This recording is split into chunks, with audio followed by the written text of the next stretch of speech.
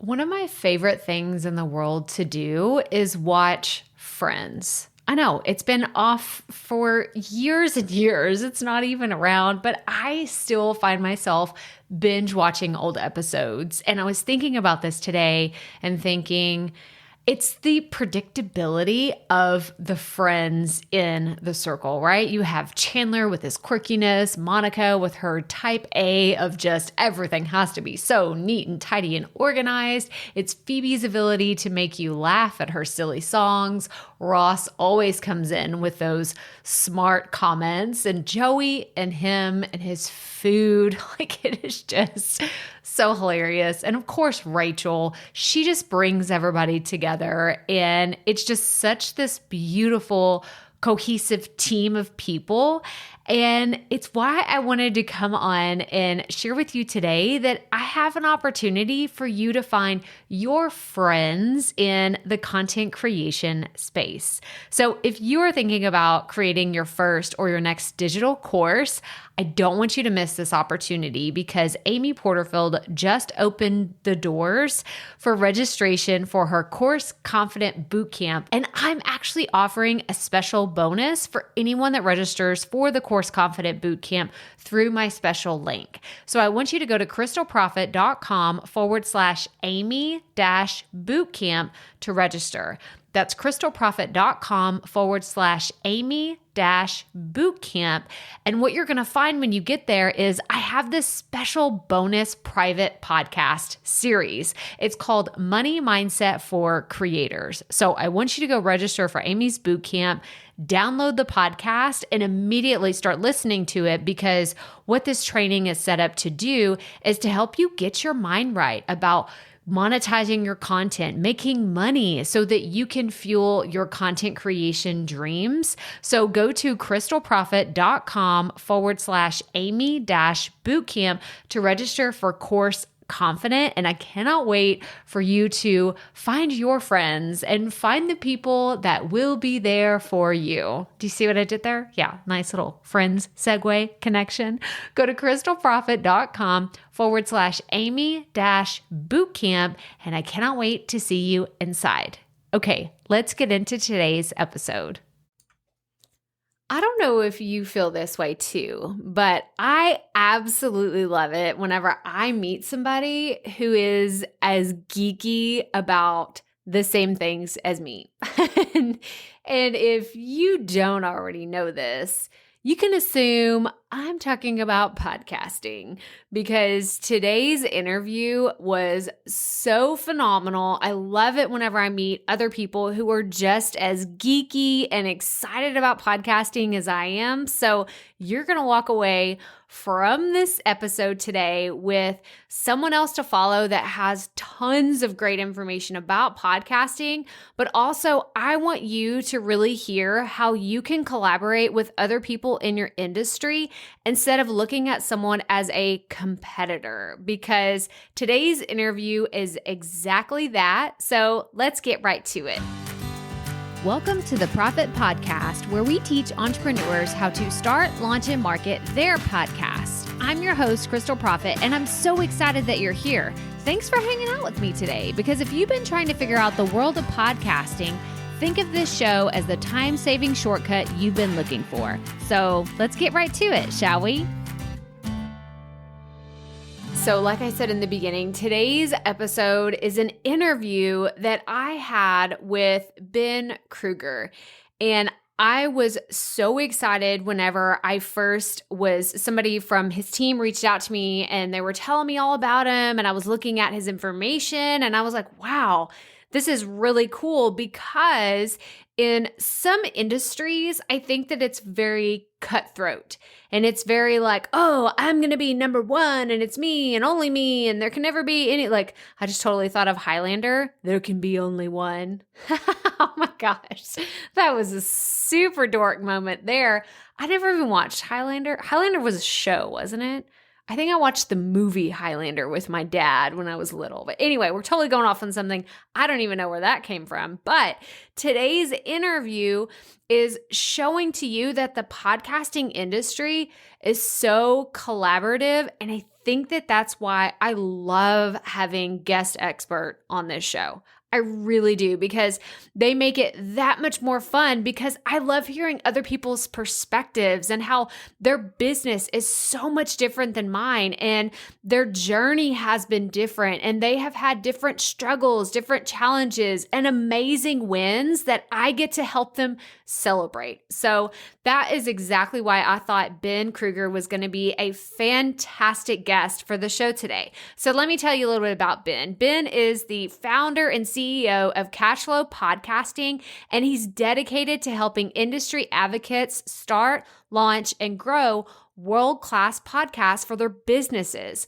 He's had the privilege of collaborating on hundreds of podcasts since 2012. Right? Like, this is like an OG of the podcasting world. And it was so cool to hear the different perspectives, which we'll get to that in the interview. But by applying his podcast principles and service systems to help his clients easily host shows that make a deep impact while reaching millions. So I won't make you wait any longer, because our conversation was so incredible. Here's my interview with Ben Krueger. All right, everyone, welcome back to another episode of the Profit Podcast. I am so excited to introduce to you today Ben Krueger. So I told you a little bit about Ben in the introduction, but I'm excited that you're here today, Ben. So welcome to the show. Tell us a little bit about your story. How did you even get into podcasting? Like, give us all the behind the scenes details. Yeah, I'd be happy to. So, It's kind of fun. As with a lot of podcasters, I got into podcasting as a listener first and really enjoyed checking out podcasts. There were a couple that I listened to a lot on marketing and on business building. And one in particular was called the Tropical MBA Podcast. And it was all about building a location independent lifestyle business. And really enjoyed the show. And I was listening to an episode, and they started talking about an internship they were offering, and it just rung true for me. I got really excited about it, applied and got it, and got the email with the subject line, pack your bags.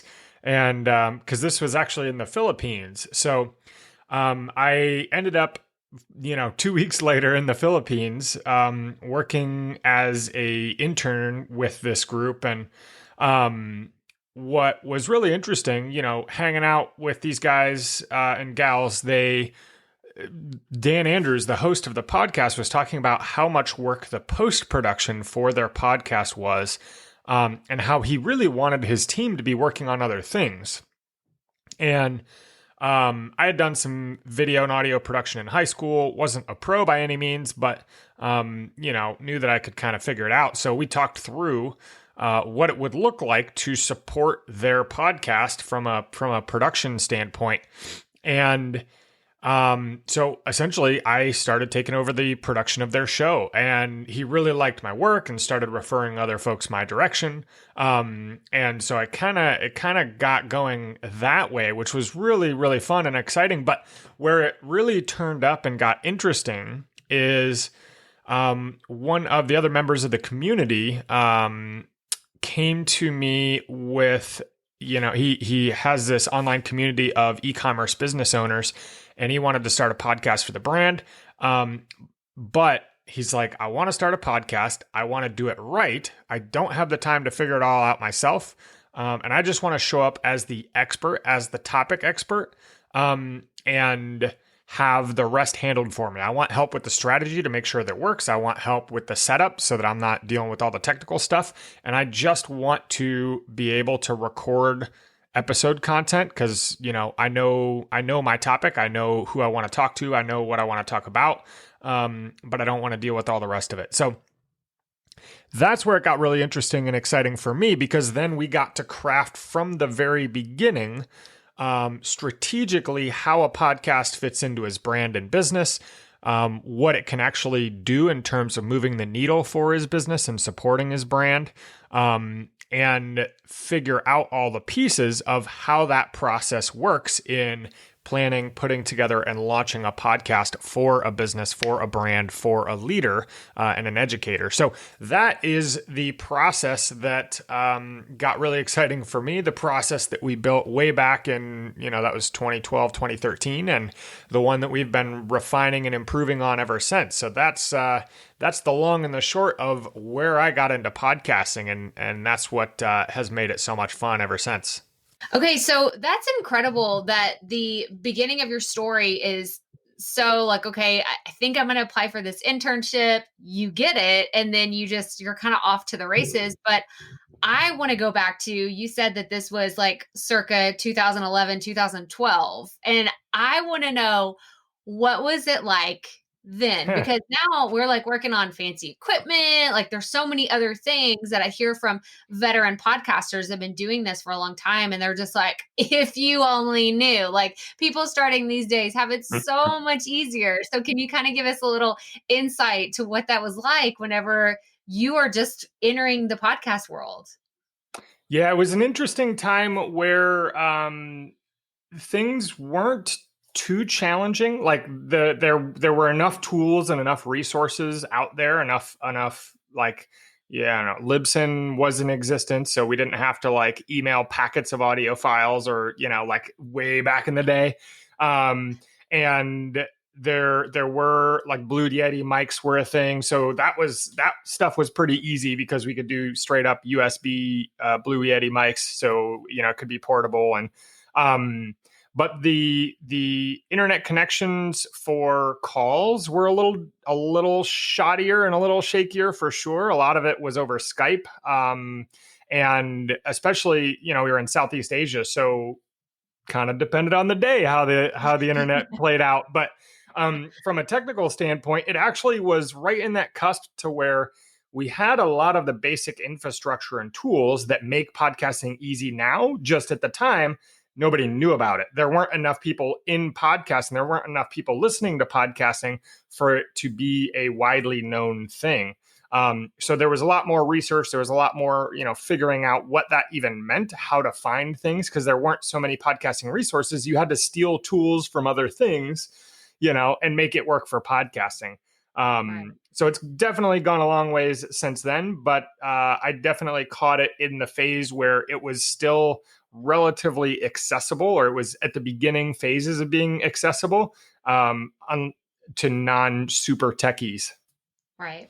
Right. Oh my gosh. Well, that's so helpful, because I get people asking me all the time, like, well, this just seems so complicated. And I have met so many people in the industry that have been around, from the very beginning. And I'm just like, if y'all only heard some of the stories that I've heard, like this is a walk in the park that you can just fire up Squadcast or Zoom or Zencastr or any of these other platforms and be able to just have a conversation, record it, and it automatically downloads and you can use it. Like, this is like a dream. This was, I guess, the world of podcasting that they imagine. So that's really cool just to hear your take on it. But I want to know, for somebody that's listening to this and they're thinking about starting a podcast, what's the biggest change that you've seen in the last 12 months? Because it's moving so fast, so fast. So what's been the biggest thing that you've seen?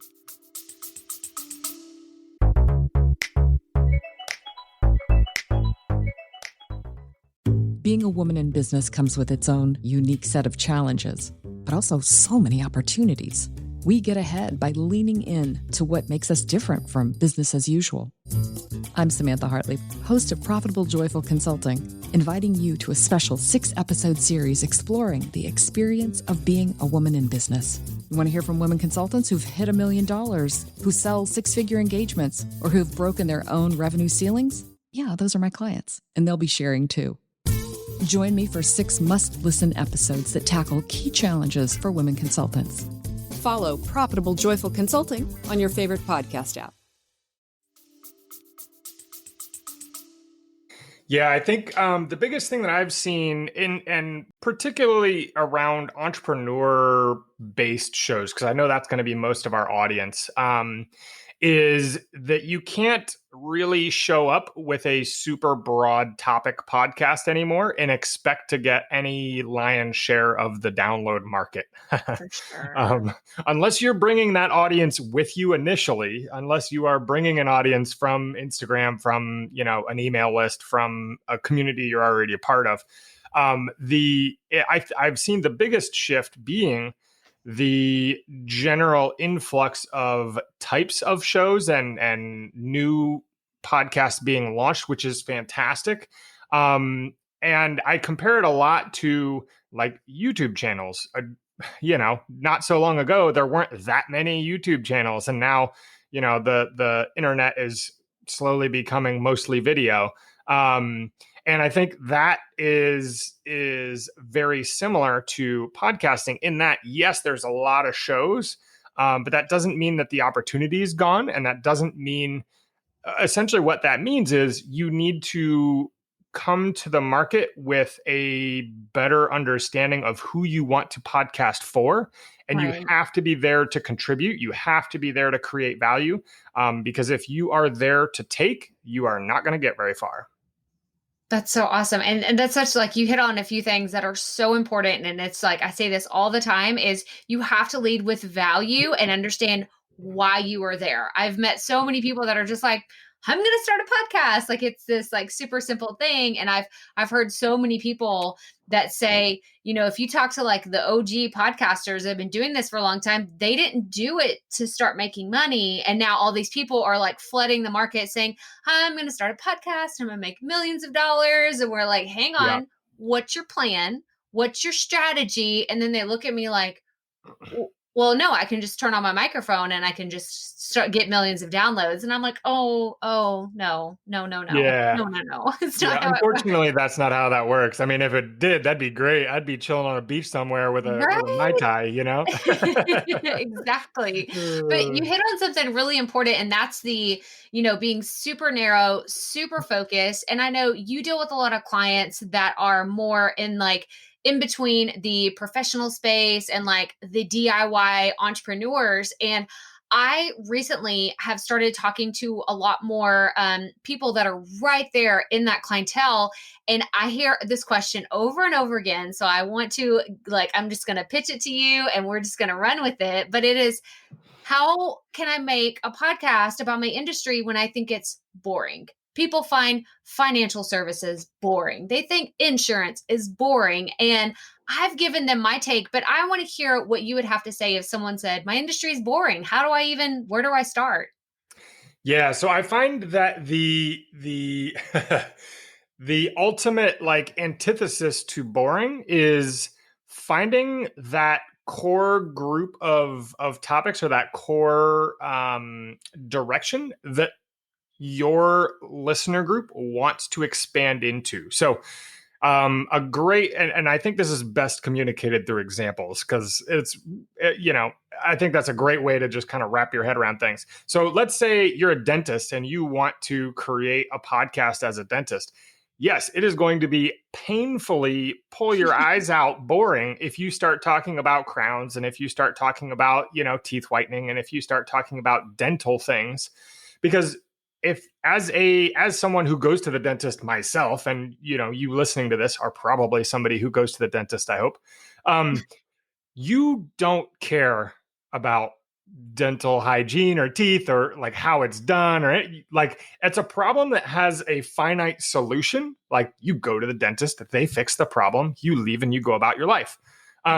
However, what is a direction you want to grow into as a human? Well, maybe that's an overall healthy lifestyle that you want to become as healthy as possible, or it's family health. You have a small family, and you've got a couple of kids, and you really want to focus on their health growing as kids. And so as a dentist, you could put together a podcast about helping parents essentially advocate for their own children's health and their family's health. So you can see how this has to be, the topic of a podcast has to be something that people want to expand into and grow their knowledge, grow their understanding, and on the other end as well, grow their results over time, as opposed to a one and done listen resource to where, you might look up a question, you might Google something like, how does getting crowns work? Let's say, if we're using this dental thing, like, people don't want to continually learn about that and develop in that direction unless you are a dentist and you want to grow as a dentist. That's a whole nother thing.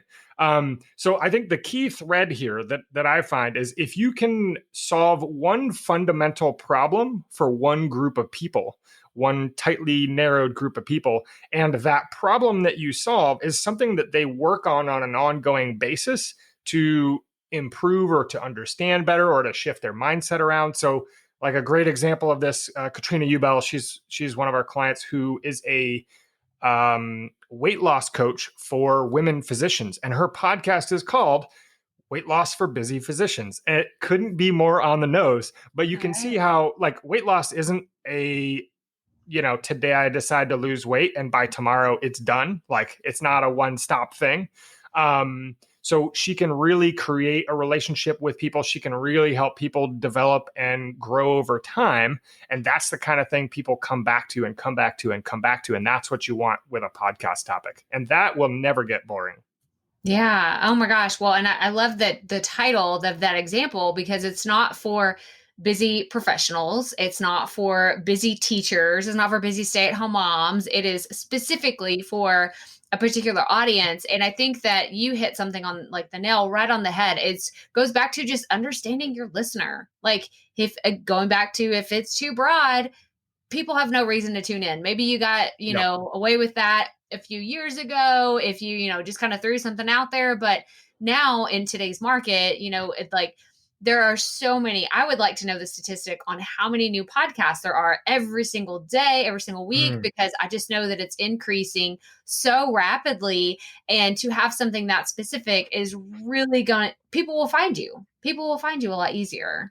Yeah. But, and I think I love that piece as well. We hear a lot that there are more and more podcasts being launched. And what I've seen from a business perspective, if you're an established business and you have a client base, or you have an email list or a social following, and the highest value that we've seen coming from podcasts as a business owner, as a community leader, is nurturing your relationship with your existing community and giving them something that allows them to share you incredibly easily and with zero risk to them or the people that they're sharing it with. Because, let's take financial advisors as an example. Like, if I tell you, hey, my financial advisor is great, I'd love to introduce you to him, your immediate thought is, he's going to try to sell me on working with him. Like, like that, that comes with a risk, that introduction. Whereas I can say, hey, my financial advisor is great. I really love, they've helped me set up a retirement plan. And their whole thing is setting up retirement plans for folks who are, in their 20s, 30s, and 40s. So they're ready to retire. He's got a great podcast. You can go check it out. Here's what it is. There's no risk. You can get as educated as you want on the topic. You can build a relationship with them. And only raise your hand to take the next step if you are actually interested in it, not because you got crammed into their 5-part, email, like hardcore sales sequence, or, they picked up the phone and cold called you. So it's a little bit of a different thing, but we see again and again, the nurture piece of somebody's existing audience is one of the huge, huge value wins of podcasting. No, that's so good. And I couldn't agree more that it's that kind of like, I can kind of like dip my toe in the water, like, see, is this for me? And then you don't have to like go all in with someone because I know I'm sure, Ben, that you've listened to so many podcasts in your day, and some of them I've listened to, and I'll listen to it for a little bit, and then I'm like, wait, this really isn't for me. And so I can go to someone else. But what's the beautiful thing about podcasting is you get on and then you start listening to a show, and then you find someone like Ben. And then I know everybody listening is going to go check out all the awesome things that you and your company is doing and how you can help podcasters, because this is the beauty of podcasting. And this is how I have found so many amazing mentors, teachers, and I mean, by happenstance, I found some really cool friends listening to other podcasts. So I just love how it's so intertwined with different people that you can find within podcasting. But since you're talking about your clients, I really just want to dive in more to how you help podcasters. Now, I have seen, there's two questions I'm going to throw at you. So what is something that you have seen your clients? Well, first of all, let's just talk about how you actually work with the people that you are working with. What are some of the services that y'all offer? Yeah, so we've got two main things that we do, and we specialize in the folks that they have an established business, they have an established brand, they have products and services that work, they have a little bit of an audience built up, and they're at a point where they want to scale what they do to reach more people, and they want to create a deeper relationship with their existing clients and all the people that are associated with their brand and their network, on their email list and their social following, that kind of thing. And they want to do it in a leveraged way that allows them to be the expert, and to be as essentially in their strength and have the rest kind of figured out and handled for them. So our sweet spot is folks who like, hey, I have an idea for a podcast. I could figure it out by myself if I wanted to, because let's be honest, it's not rocket science. But I'd rather take the fast route and use strategies that work right from day one, and have somebody that handles all the technical stuff. So we've got a podcast launch program, which is our go-to. It's like a 6 to 8 week process where we map out a podcast with a client, and that's very strategy heavy. And then once the podcast is up and running, we do ongoing post-production. So they really only line up the interviews or episode topics and record the content. And we handle all of the audio editing, show notes writing, post-production and scheduling. So that way it's a little bit of a podcast department in a box. And it allows them to focus on their strength, but in a way that actually helps them get results, as opposed to, just like a straight like software solution that might prop the audio up, but doesn't help them out figuring out the strategy piece. Yeah. Okay. That's so good. So I'm glad. So now that we have an understanding of who your audience is and how you serve them, my 2-part question I had is, what are some of the biggest obstacles that some of your clients run into? And I have seen you'll have some really cool success stories on your site too. So I want to talk about some of the biggest obstacles that your clients see, whether it's pre-launch, post-launch, whatever. And then let's talk about some of the success stories that y'all have, because those are really cool. So we like to talk about the messy stuff, but I definitely also want to talk about some of the awesome wins that y'all have gotten for some of your clients. Awesome. Yeah. It's, in working with enough people over time, you start to see some trends as to what kind of trips people up or gets people stuck. And particularly for folks that want to start a podcast. And I've heard this hundreds, if not thousands of times. I'm sure you've heard it. It's I have an idea for a podcast, but I haven't gotten around to starting it yet. Which is pretty normal. It's pretty typical. Like by the time somebody talks to me, they've at least thought about podcasting for like 6 months usually. Yes. And they've finally come to the realization of like, all right, I'm not going to do it all by myself. If I'm going to do this, let's do it. But the thing that tends to get people stuck, and it comes back to one underlying piece, is they want to do it right, which is great. That's what's actually helped them be successful in all the other things that they're doing. The problem is when that idea of I want to do it right makes the podcast the thing that gets put on the back burner and on hold because, well, there's a sales call to be done today and there's this fire that came up and needs to be put out. And so it can always be that thing that you do next month or next quarter. And, just as the saying goes, the best time to plant a tree was 20 years ago. Yes. And the second best time is today. But what I've found that wanting to do it right shows up in a couple of different flavors. One is I don't have the time, which makes perfect sense. Most entrepreneurs are pretty darn busy people. Two is I'm intimidated by the tech, whether it's the recording piece, I don't know how to interview. That's kind of part of the intimidation piece as well. Like I'm not sure how to put together really great content. And then there's I want it to actually succeed and produce results. And I don't want to put all this effort into something that's going to go live and my grandma listens to it and maybe like 2 or 3 of my coworkers and nobody else cares. So those are kind of the 3 main things that we see tripping people up. And from the flip side of that, I see the solutions as get help at whatever level that looks like for you. That helps with the I don't have the time piece. If you don't have the time and you don't have any funds to invest in it, awesome. There's tons of really cheap software options out there that help you put together a podcast relatively quickly. There's lots of blog content. There's lots of ebooks that are pretty darn cheap, and you can get started if you've got the effort and sweat equity. The other angle is obviously using a service that helps you out so that you can show up and just be the topic expert. But I think from the tech piece, a lot of people get kind of caught there because there's so many options. There's so many different opinions as well. Right. Everybody's got a different opinion. I'm a big believer in start simple and make a first pass. Just, try something and get it out there, because until the podcast is live, it can't do anybody any good. Right. So if that's get a Blue Yeti on Amazon, that's a USB plug-in mic, pop it into your, whether you've got a Mac or a PC, either way, you can do it. Start incredibly simply. And if you have to, pick one person that puts out content around podcasting, and just follow their advice.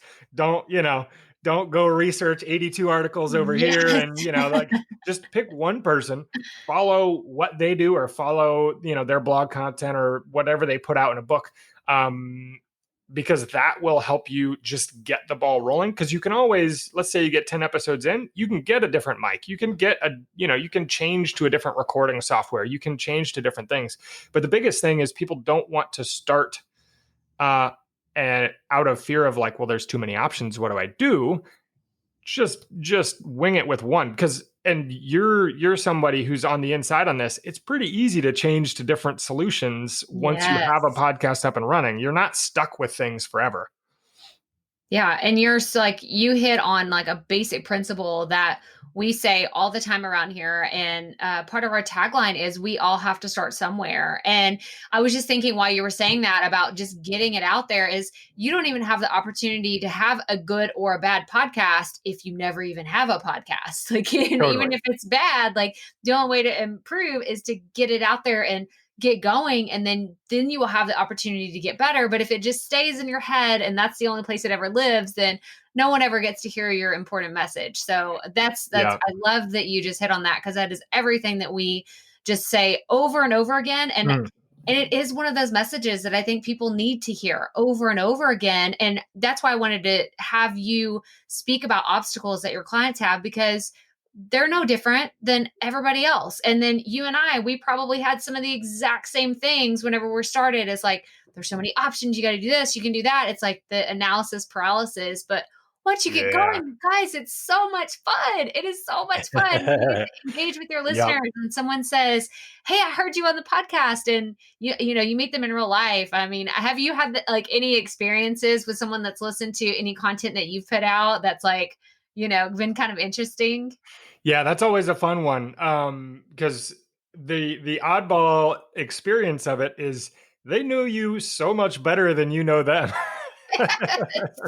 And you could be someone who considers yourself a total nobody, in the sense that nobody knows who you are. You don't have maybe you only have a couple of listeners to your podcast, but those people that that listen to your stuff on a regular basis, they tend to know you pretty darn well.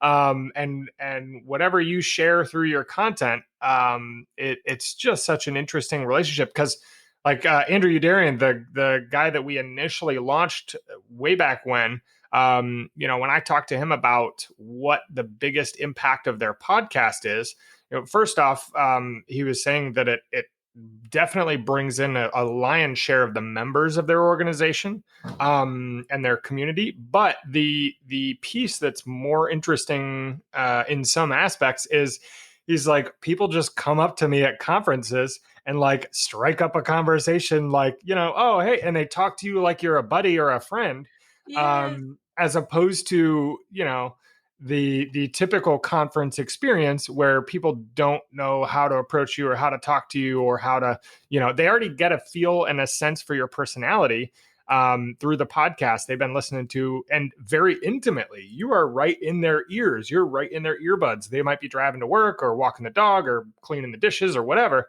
but you are with them. So it's such an interesting channel or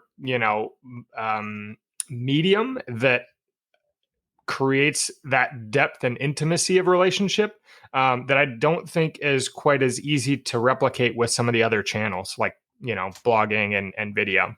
For sure. For sure. Yeah. I wanted to just hear your take on it. I haven't had any really bizarre experiences or anything. I had someone run up to me at a conference though. And cause I'm so loud. I'm just a very loud person. I own it. I don't try to shy away from it, but I was talking at a conference and someone was like, is that Crystal Prophet? And like screaming across the room. And I was like, oh, I have no idea who this person was. And it was just so funny. So I love to hear other people's experiences, to hear, but it is the power of listening to podcasts. You do feel like you know someone on a deeper level. And I think that that's so important for your business and for how you're engaging with your audience and getting to let people in just a little bit. But this is actually a question that's popped up a little bit more because I know like with the clientele that y'all serve, something that was kind of posed to me the other day that I didn't think about because I don't just kind of air out my dirty laundry on the podcast, but at the same time, I try to let people into my world. I'm a mom.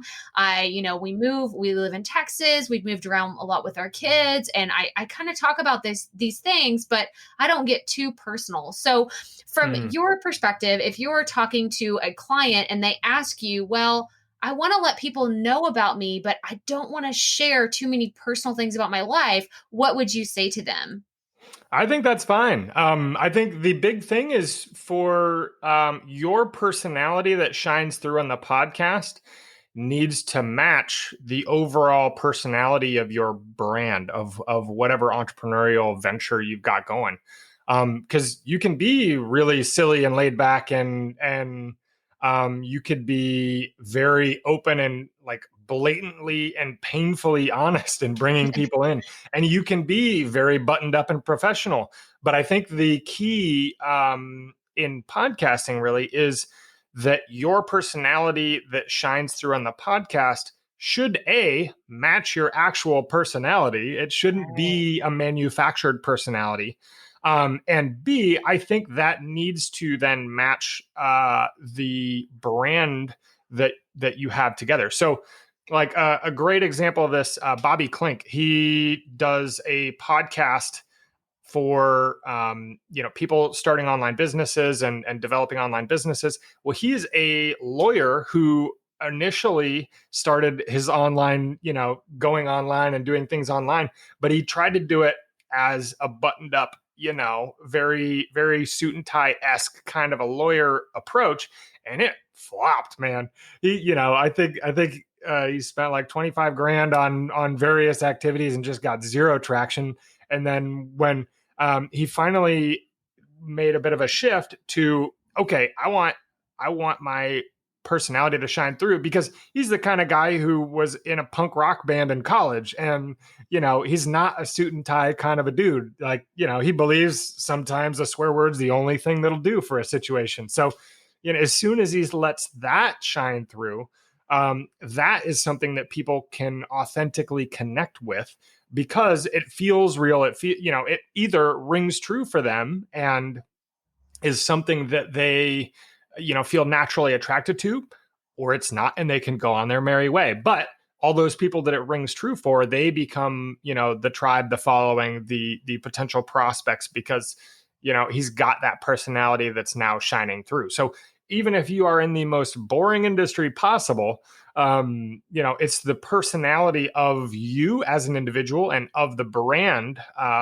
and as well with a little bit of a flavor of, where can you have some fun and bake some interesting things into the content, as well as stories. Stories are so critical and key to podcasting.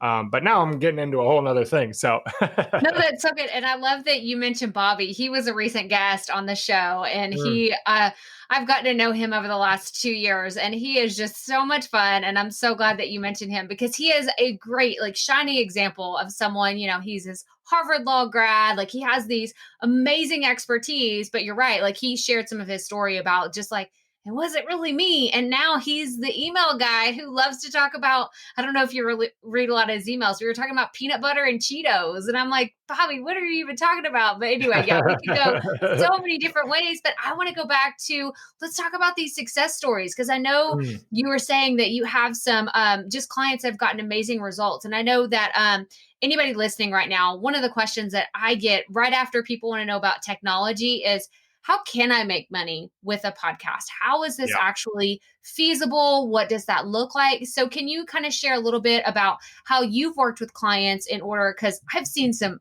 fantastic testimonials on y'all's site. So I want to talk about those for a little bit. Yeah, I think the big thing when it comes to podcasting, particularly for businesses, I'm not a big believer in the idea of using the word monetization, because if you're thinking about how do I monetize the podcast, what you're fundamentally thinking about is, I have this channel to connect with my audience. How do I make money on that one channel? Versus, like, people don't start a blog for their business and think, how do I monetize that blog page on my website? They don't, that's a whole nother thing. They don't think, how do I monetize my Twitter account for my law firm? Right. That's not really the point of the Twitter account or of the blog page. The point really is to allow you to create deeper relationships, to educate, be a leader, and to advocate for your audience. And over time, those folks who are a good fit for your message, a good fit for the solutions that you provide, you need to give them easy next steps so they can raise their hand when they're ready. And so that's where we get into calls to action and opt-ins, and what that looks like in terms of transitioning someone from podcast listener purely to email list subscriber and social follower, and kind of all those pieces in between podcast listener and client. But and so what we find here is, the folks who get the best results, and some of the fun ones, fun folks that we get to work with, and that I will absolutely say I feel absolutely honored to be able to work with. Michael Kitzes is one of the biggest influencers and speakers and educators in the financial advisory market. So we've been doing his show for a number of years now. I think they've crossed the 3 million download mark. Awesome. And I know, he's one of those guys who's got he's co-founder of 6 different businesses. So across those various businesses, I know the podcast has really generated, been a part of, and see, this is part of it. The podcast is part of what's brought in new revenue, but it's not the only thing. It's part of their overall marketing efforts. But I know that's brought in significant, revenue for them. And Katrina Ubell is the great example. We touched on her. Her weight loss coaching program has been sold out for a couple years running, because she does these group weight loss programs. Hillary Hendershot is a financial advisor. She's top rated financial podcast now. She's been doing it for 3 or 4 years. Profit Boss Radio is her show. And so she does financial advisory services and is a CFP. And she's another excellent example of someone who really lets their personality shine through in the podcast. But as well, she really shows up with her listeners' best interest at heart. And that podcast is designed to help people figure out their personal finance life and get more control over their money. Mostly women. Her audience is mostly women. But they've been doing really great. They generated, I think, $200K in recurring revenue over 3 years with the podcast, and we're a little bit beyond that now. So I might need to recheck in with her how that's going, Right. and where they're at this point. Well, that's awesome, because I wanted you to share a few of those stories because I saw them on your website and I was like, I have to ask, because those are just, it's so incredible to see. But again, going back to, those are super specific topics. They're not just, a finance podcast for all finances. Like, it is personal finances, mostly women. And I'm sure she probably even has like more super niche areas of what she talks about on her podcast. So I will make sure to link 100%. to all of those in the show notes, as well as everything that we've talked about here today. But Ben, are you up for some rapid fire questions? Oh, bring it on, Crystal. All right. So I like to do these, and we ask all of our guests these, and don't worry, they're not too hard. And we've actually probably covered a few of these already. But the first one that I want to know is, what advice would you give to a brand new podcaster? Don't overthink it. I think the biggest piece is to start where you essentially follow that inkling of, this seems like a good idea to me. Follow that piece and get enough information to just get you started. And if you feel like, all right, I'm going to have a hard time pulling the trigger on this myself, get help in whatever form that looks like, if that's an assistant or a service or a software or whatever. But I'm a big fan and believer in follow that intuitive instinct, because that's what's gotten you where you are, and that's where most of the true personality and results shines through, is that instinct piece. Oh, that's so good. That is such great advice. I couldn't agree more. So this is a 2-part question. What is the dream podcast that you would want to be on, and who would be your dream podcast guest? Oh, buddy. Let's see. So I'm going to make up a fictitious podcast. You ready? Okay. The dream podcast that I would want to be on, and this is something that I've kind of thought about starting myself, just honestly haven't gotten around to it. Classic, there's a We're podcast putting it out into the universe, though. Because Let's make it happen. Because this is a whole new direction for me. But I get really excited thinking about what I kind of call abundance developments in technology, in health, in research and science, in space exploration and travel, in bio research, all that kind of stuff, where essentially over time in the future, the planet can become a more abundant, equal, supportive place for everyone, and equality and rights as a part of that. And so I would want to be on a podcast where that's the theme is abundant future thinkers. And I think my top guest, somebody your audience may or may not have ever heard of, is Dr. David St. Clair. He is a relatively renowned longevity researcher. So he researches lifespan extension, and primarily in mice at the moment, but they've also got they're working on setting up a trial for different life extension tests, I guess, or medications with humans in initial trial phases. So I think he would be an incredible person to bring on. Although I think my second, if I had to go with the second, Neil deGrasse Tyson, of course. Oh, that's so good. That's so good. That's funny because he's been mentioned as someone else's dream podcast guest before. So that's really good. Oh, I love it. Okay. And my last question is, do you consider yourself a perfectionist? Not even close. No. Have you ever considered yourself a perfectionist? Depends on what it is, but I think I'm a good enoughist in the sense that I get much more interested in the like big picture strategy.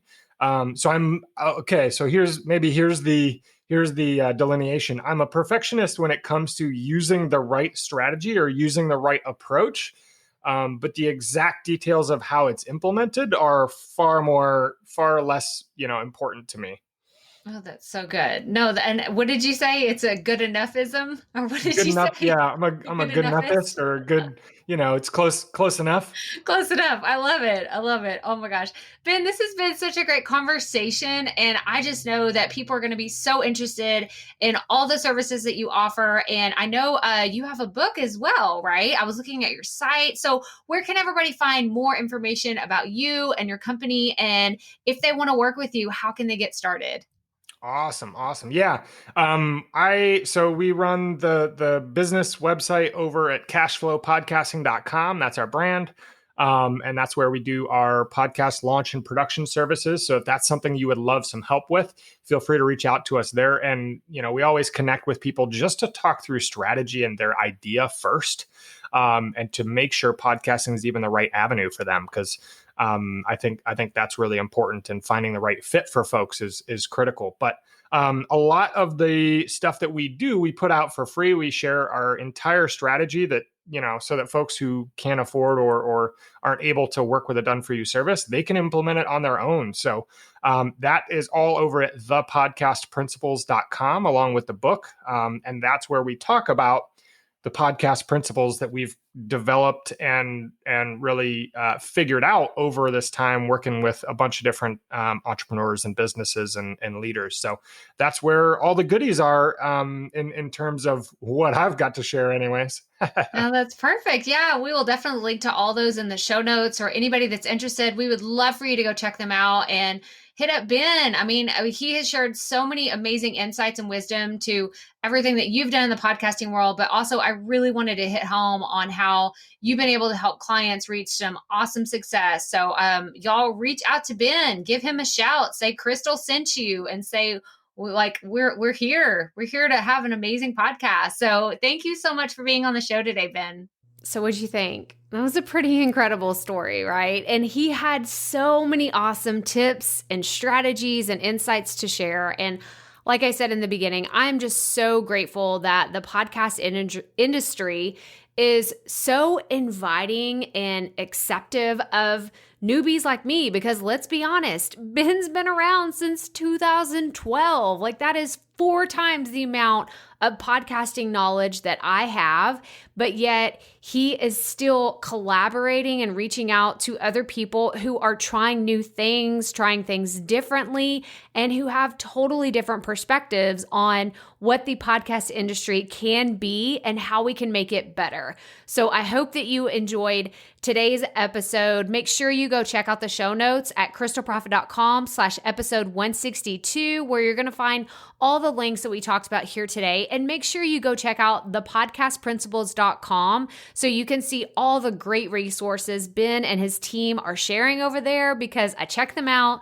They're pretty amazing. And you can also go to Cashflow Podcasting to check out some of his incredible success stories, because they blew me away. And I'm excited for Ben and all the awesome things that he's doing with his team. And I can't wait to see more awesome success stories. But that does it for today. So make sure you go check out the show notes again, crystalprofit.com/episode 162. And if this is your first time listening, I would love for you to subscribe to the show. Please leave us a review. Tell us what you think about this episode, or let me know some other topics that you want to hear me talk about here on the podcast. You can also leave a rating between 1 and 5 stars. I hope you'll leave us a 5-star rating, because that'd be really awesome. But I encourage you to do that if you haven't already done so. But make sure you go check out the show notes, check out Ben, go follow the podcast principles, and see all the awesome resources that they have. And remember, keep it up. We all have to start somewhere.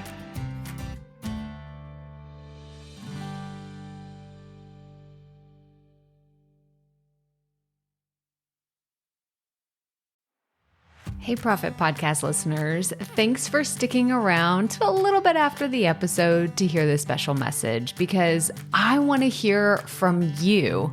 We are starting a new segment called Fan Mail Shoutouts, and I want to hear from you and I want to hear your questions. What do you want to know? What questions have you been dying to ask me? So here's how to make this happen. Go to the app where you're listening to this podcast right now. Go there. I'll wait a second. Okay. Now, once you're there, you're going to see a hyperlink at the top of the episode description that says, send Crystal a text message. And that's all I want you to do. Send me a text. It could be casual, informal. It could be totally anonymous. Or if you want, you can include your name and the name of your podcast or content wherever you are creating, and I will give you a special shout out in an upcoming episode. So again, go to the show notes for where you're listening to this episode right now, and it will say, send Crystal a text message. And I cannot wait to hear from you and give you a shout out in an upcoming segment of Fan Mail Shoutouts.